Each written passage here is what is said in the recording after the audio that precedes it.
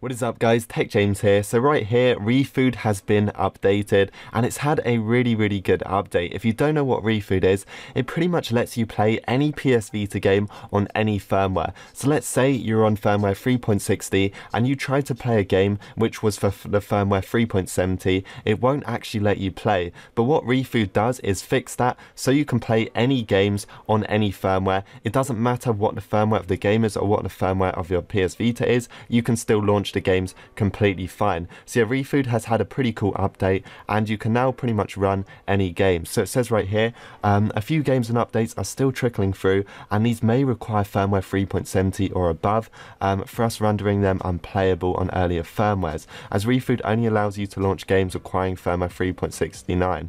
That has now changed as the developer behind it has released an update to its keys which modifies the artificial firmware and basically just lets you play all games no matter what your firmware version. So this is really cool, and in this video we are going to get this working. Now I don't know if this has been updated with the following keys on auto plugin. I will be installing it on auto plugin anyway, so make sure you have auto plugin installed, but you also want to click on this link here and we actually want to go to this link right here. So what we're going to do is scroll down and we're going to download the keys.bin in the attachment. So just click on this and just wait for it to download. And also guys, on the official ReFood GitHub, it does actually tell us where to put our keys. So it says put the keys.bin file into the URL tie/keys.bin. So that is where it goes. So what I'm going to do is I'm going to install it with auto plugin, then we're going to come back onto my computer and we are going to put the keys.bin in the correct folders.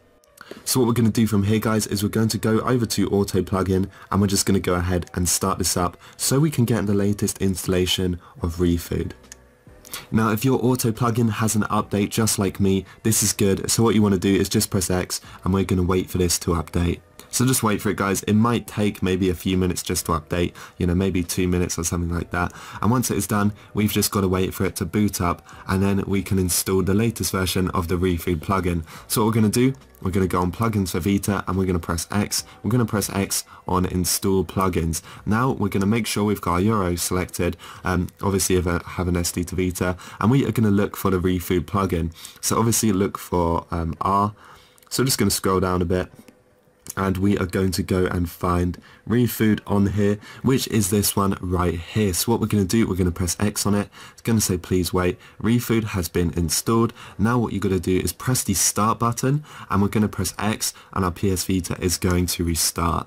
So if you have custom firmware, make sure this is running because we need to open up VitaShell. So go over to VitaShell, we want to press X on this and then we want to press X to start it, and what we need to do is connect our PlayStation Vita to our computer. So we need to press select so we can connect it via USB cable or FTP, anyone is fine, but let's go onto my computer and let's get the latest bin file copied across. So I figured maybe FileZilla was easier to use, so I'm just going to use the FTP connection. But all you want to do is locate your downloads folder. So here is my keys.bin, then I'm just going to connect to my PS Vita, just click on OK, and as the guy said on the guide, it needs to go in the URO, so we're going to double click on this one. Then he said the TIE folder. Now there should already be one in here, and it's this one here. If you guys want to back this up, what you want to do is just rename it, maybe just call it like old keys.bin or something. Maybe it's always a good idea just to back it up. I'm just going to stick this one in my downloads folder. I'm going to delete this off my PS Vita, and then we're going to paste in the brand new one. So we're going to drag and drop keys.bin, and there you go guys, files have been transferred across successfully. That is excellent. We're going to go back onto my PS Vita and let's just check that this is working.